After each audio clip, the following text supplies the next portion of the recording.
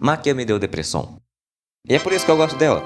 Existem dois tipos de drama em anime. O primeiro é aquele que te deixa miserável, te deixando emocionalmente devastado pela simples quantidade de emoções que a obra consegue transmitir por meio da sua escrita, sua apresentação e narrativa.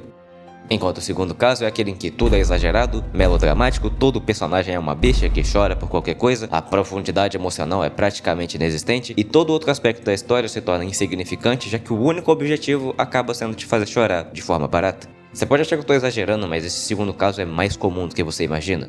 Eu já vi muitas séries serem arruinadas por dramas superficiais, algumas das quais nem precisavam de ter drama para início de conversa. Histórias que tentam tanto ser comoventes que elas acabam sendo indiferentes. Em meio à enorme quantidade de shows que lançam hoje em dia, está cada vez mais difícil de encontrar uma história que seja realmente tocante. Por isso que quando eu encontro uma obra que consegue causar um impacto emocional tão forte em apenas 2 horas, eu não consigo deixar de pensar que aquela história é algo especial.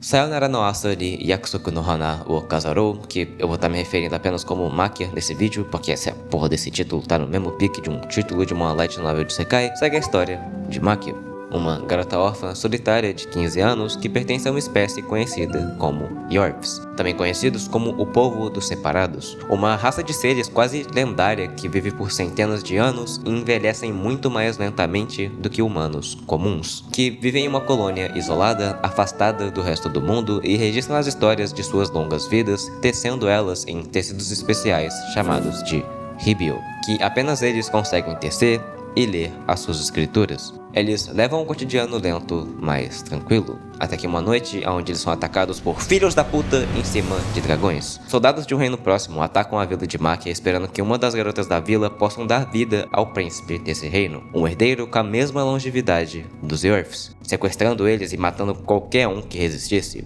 Durante o ataque, no meio da confusão, Maquia é perseguido por um dragão que perdeu o controle, mas ainda assim consegue ser uma das poucas que conseguiram escapar. Toda essa sequência inicial é um absurdo de bem animada. Algo que você vai notar sobre esse filme rapidamente é que ele é muito, muito bonito. Os seus visuais, sons e a atmosfera desse anime respiram com vida. Ele é pontuado com cores vibrantes, a maneira como o sol e a iluminação são retratados, suas paisagens etéreas dão vida a seu mundo imaginário.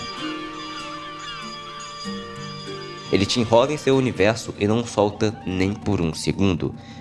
Exceto pelos poucos segundos que ele usa uma CGI esquisita do caralho, mas é só umas 2 cenas, então a gente releva. Essa é a primeira coisa que uma história precisa ter para te deixar emocionalmente investido nela, sua imersão. Depois de escapar de sua vida para o mundo exterior, Maquia encontra uma tenda também destruída pelos invasores que abriga um único sobrevivente, um bebê preso ante os braços do cadáver de sua mãe. Maquia então decide adotar essa criança, a chamando de Ariel, para lidar com a solidão da criança de ter acabado de perder sua mãe e a sua solidão de nunca ter tido uma. Um dos temas desse filme é bem claro desde o começo, mostrando que apesar de Maquia ser de um clã que vive por muitos anos, ela ainda é só uma criança de 15 anos no começo do filme, e ele mostra as adversidades que ela tem que enfrentar com a sua nova maternidade. Depois de adotar o bebê, Maquia é acolhida por uma família de uma mãe viúva de 2 filhos. Lá, ela encontra um modelo a seguir que ela nunca teve. Lá, ela aprende quais são as dificuldades de criar um filho por conta própria. Mas quando ela decide se mudar para a capital do reino, depois de descobrir por meio de um ribial que chega nela que não só parte da sua espécie ainda está viva, mas principalmente é que sua amiga de infância está para se casar com um príncipe, é aí que Maquia finalmente entende e precisa enfrentar essas mesmas dificuldades. Maquia tem que arrumar empregos que não pagam muito bem, empregos que estão dispostos a contratar ela mesmo apesar de sua aparência juvenil e falta de experiência. Tudo isso enquanto ela ainda tem que constantemente se mudar para que as pessoas não descubram que ela é uma Yorf. Tudo isso enquanto ela ainda tenta achar uma forma de salvar sua amiga de infância. Mas mesmo que pela sua própria natureza ela seja destinada a enfrentar adversidades,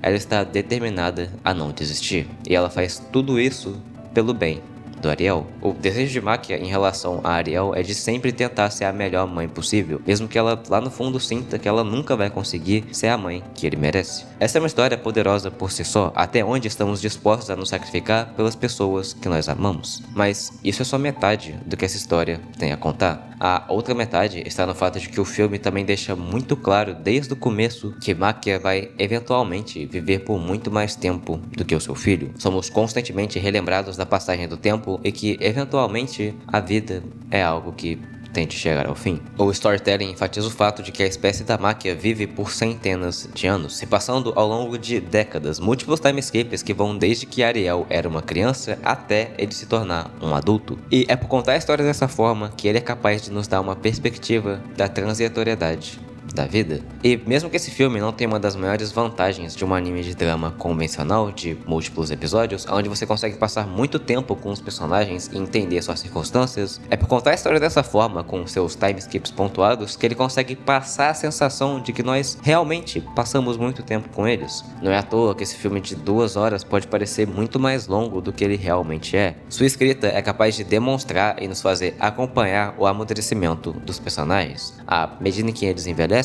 aprendem com seus erros e enfrentam seus próprios desafios. É assim que bons personagens são feitos, e é assim que um bom drama é criado. Mas é também, e principalmente por contar a história dessa forma, que o filme nos faz entender que, eventualmente, vai chegar o momento em que a Maquia vai ter que dar um último adeus ao Ariel.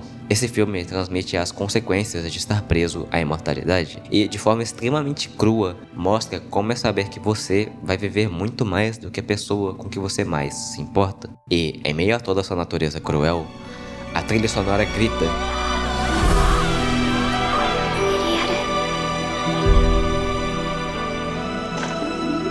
quando você mais precisa ouvi-la. A perda é, sem dúvida, um tema essencial nesse filme. Sua tragédia inerente é a estrutura que sustenta os momentos mais tocantes do filme. Mas, essencialmente, Maquia não é um anime triste. Apesar de ser centrado na perda, Maquia é, no fim, uma história reconfortante. Isso porque Maquia não é só um anime apenas sobre uma garota que vai viver mais do que o seu filho, nem sobre o fato de ela querer poder passar mais tempo com ele. Através de tudo que essa obra nos mostra ao longo dos seus muitos anos que a história conta, através dos seus diálogos impactantes, personagens extremamente humanos e uma produção filha da puta de boa, que esse anime é capaz de entregar sua mensagem. Na prática, a perda não significa o fim, ela é apenas parte da maré da vida, às vezes cruel em sua beleza, às vezes bela em sua crueldade.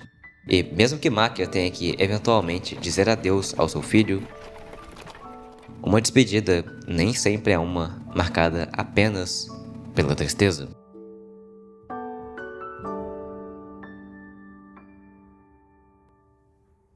Inscreva-se, eu faço vídeos assim sempre que eu consigo. E se você tiver gostado desse vídeo, deixa seu like e hype o vídeo, porque isso vai estar me ajudando demais. E deixa seu comentário também, porque eu sempre tento ler todos eles. E se você quiser ajudar o canal financeiramente, você pode pelo Pix que eu vou estar deixando aqui na descrição. Como sempre, muito obrigado por ter assistido esse vídeo e até a próxima.